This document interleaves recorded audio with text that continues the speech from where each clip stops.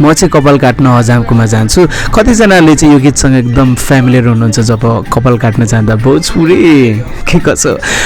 र कपाल मात्र होइन कि यसरी मसाज गर्नको बेग्लै मजा छ। हेलो एभ्रीबडी, नमस्ते, मेरो नाम Rabin, welcome to my blog.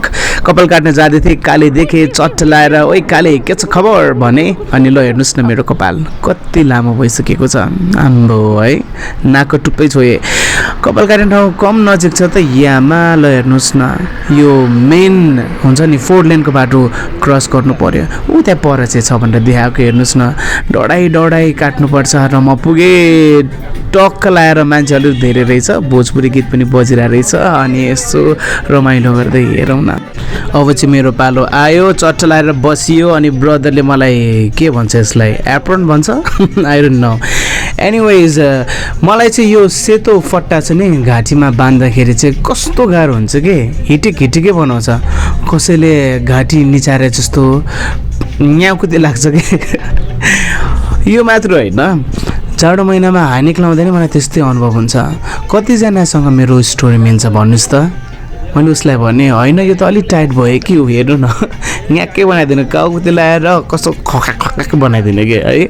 अनि ब्रदरलाई होइन अलि लुज बनाइदिनु भनेको त ब्रदरले खोलिदिनु त भयो, हेर्नुहोस् न है। त्यहाँ पछि त च्वाटेला भो ब्रो यत्तिकै काटिदिउँ भनेर एप्रोन हो कि के भन्छ यसलाई, अनि यो लगाइदिएर अब सुरु गर्नुभयो उहाँको कार्यक्रम।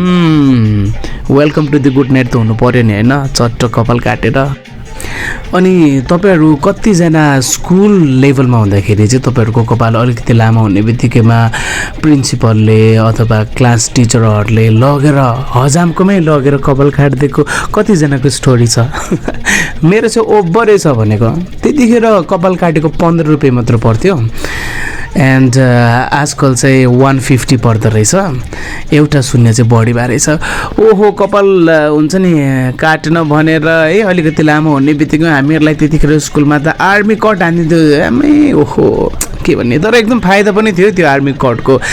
हामी अलिकति बिठाइ गर्थ्यौँ नि त, होमवर्क नगर्ने नपढ्ने त्यतिखेर म्याथ सरले अरू सर मिसहरूले चाहिँ हाम्रो कपाल तान्न सक्दैन नि, कानको जरा उखाल्थ्यो नि त्यतिखेर। यामा कतिजनाले पीडा खानु भएको छ भन्नु त। स्कुल हुँदाखेरि हाम्रो त ओहो चौपटे, अहिले सम्झिँदाखेरि त हाँस पनि आउँछ रिस पनि उठ्छ क्या। हामीलाई त पुरा त्यतिखेर हेपेको दमन गरेको जस्तो त्यतिखेर फिल हुन्थ्यो, अहिले पनि हुन्छ फेरि, तर त्यस्तो गर्न चाहिँ नहुन्थ्यो है।